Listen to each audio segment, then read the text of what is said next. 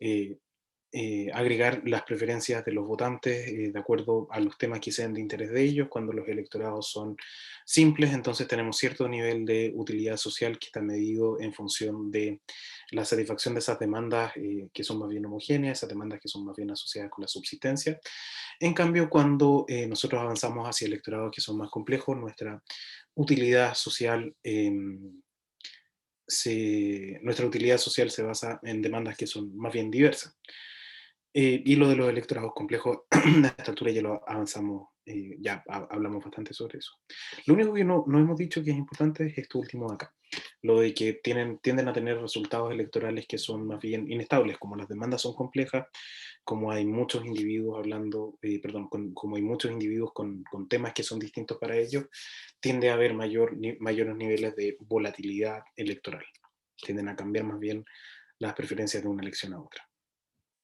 Esto me lo voy a saltar porque son las explicaciones de los casos. Yo la semana pasada les dije que, y mantengo eso, que yo no les voy a preguntar en la prueba por casos, salvo alguna reflexión sobre el caso chileno o cosas así, pero por ejemplo cuando lean los textos, el texto de Payne o este mismo texto de Colomer, no se centran en los casos. Yo no les voy a preguntar por el concepto y la conclusión a la que llega Colomer sobre esos casos, pero no les voy a preguntar cuál es el valor de Honduras en la fragmentación partidaria, no les voy a preguntar cosas así.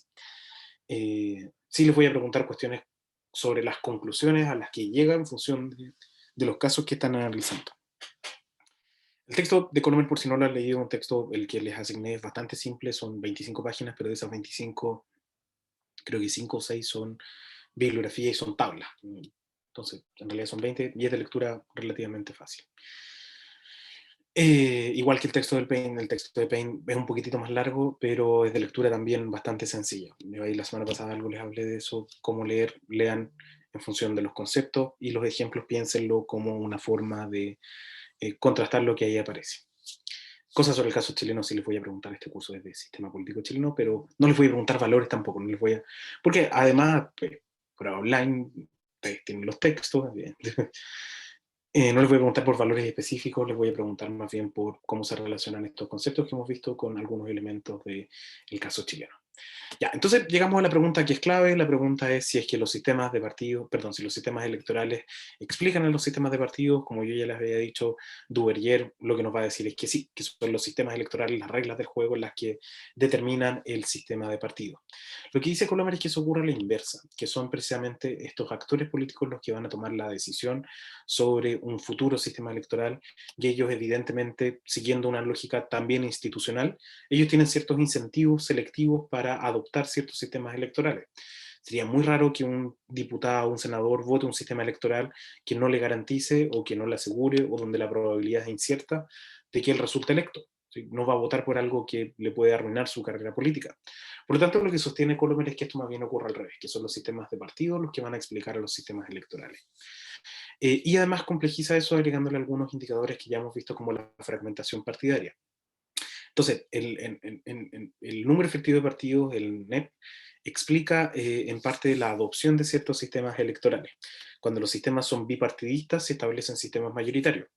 Si yo tengo dos partidos políticos dentro de un sistema, lo que quiero hacer es evitar que entren otros partidos políticos que alcancen escaños, otros partidos políticos, porque a la medida en que vayan alcanzando, van a ir creciendo y pueden ser una coalición adicional. Yo lo que quiero es evitar estas otras coaliciones. Entonces, en estos sistemas de carácter bipartidista, lo que se busca es más bien la exclusión de otros actores y por ende los sistemas mayoritarios o sistemas de representación proporcional como el binominal, con magnitud de distrito más bien baja, tienden a establecerse cuando tenemos sistemas bipartidistas.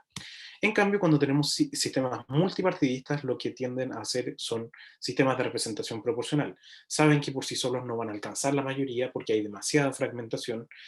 Por ende, lo que buscan es asegurar cierta representación, buscan asegurar cierto porcentaje de escaños. ¿Y cuál es el mejor sistema que asegura la relación entre el porcentaje de escaños y el porcentaje de votos? Los sistemas de representación proporcional. De esa forma, si yo soy un partido que tiene el 20%, yo no puedo aspirar a ser mayoritario, no, me queda otro 30% que tengo que recorrer, pero sí quiero tener representación, por lo tanto voy a elegir un sistema de representación proporcional precisamente para asegurar esa votación. ¿Cuáles son los supuestos o las características más bien que señala que señala Colomer son tres. Primero, que los actores políticos quieren ganar la elección. Los actores políticos son seres racionales que responden a incentivos selectivos positivos o negativos. Segundo, los actores políticos no son propensos al riesgo. Lo que les decía recién, ellos no van a arriesgar su potencial reelección en función de la adopción de un nuevo sistema electoral. Eso es parte de la explicación del inmovilismo que tuvo el sistema electoral binominal. ¿Por qué estas dos grandes coaliciones lo van a cambiar si es que un nuevo sistema electoral en realidad lo que va a ocasionar es que otras fuerzas tengan representación?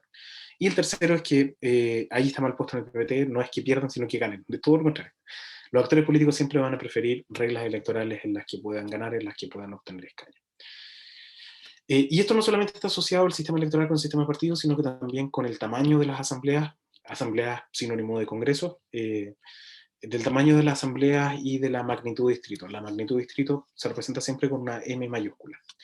Entonces, los partidos grandes siempre van a preferir asambleas pequeñas, ¿sí? Asambleas donde en algún distrito, y con baja magnitud de distrito además. Entonces, si hay un distrito, por ejemplo, que tiene alta magnitud de distrito y donde la asamblea es muy grande, aún con sistemas mayoritarios, aún con sistemas de ese tipo de reglas, yo no tengo la garantía de que un partido político pueda obtener al menos un escaño. Un partido político que no esté dentro de estas dos grandes coaliciones o estos dos grandes partidos.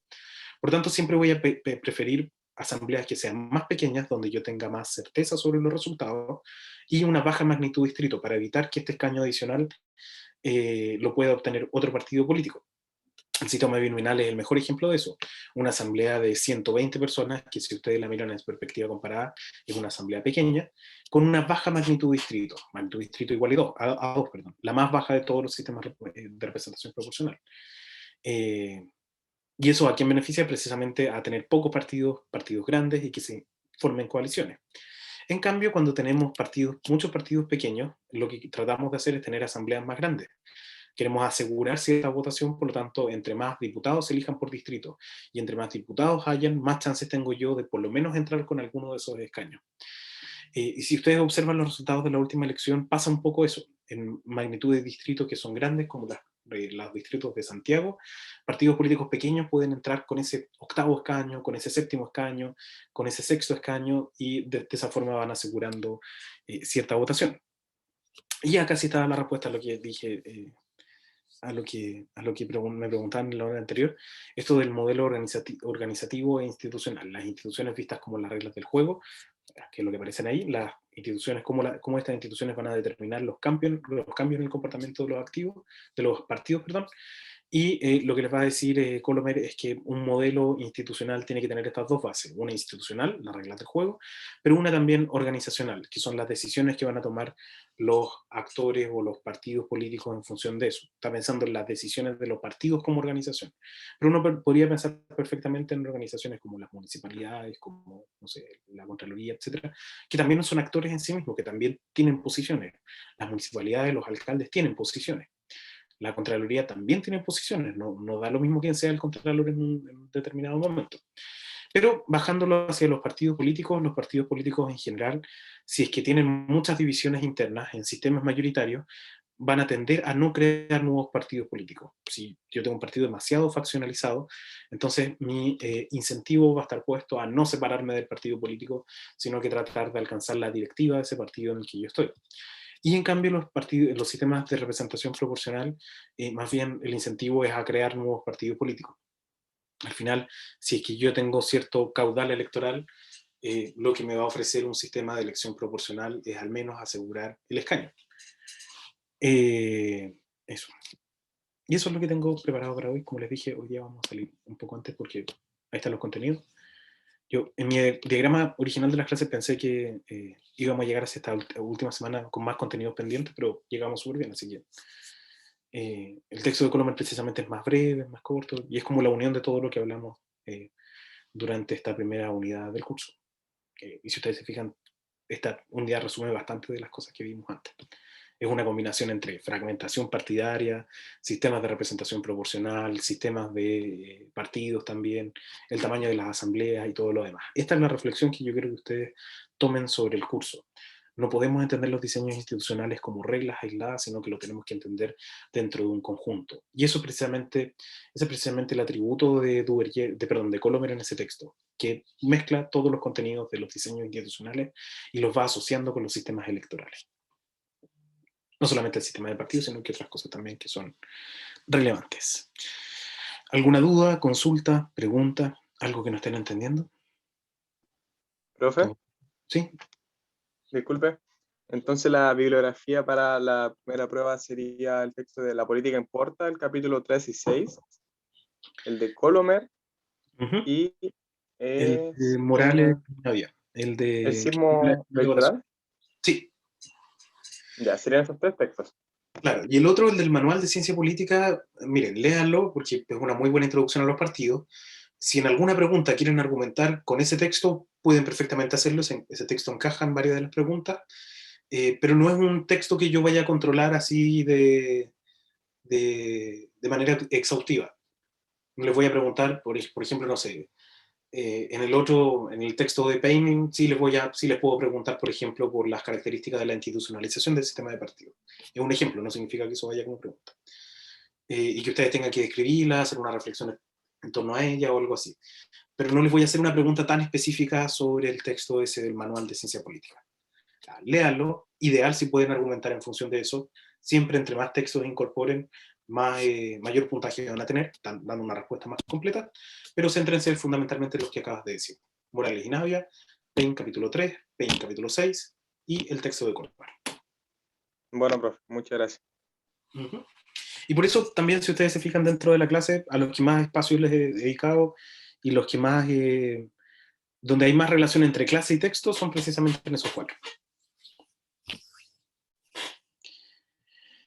Eso, si no hay más dudas, si no hay más consultas, lo dejaríamos hasta acá.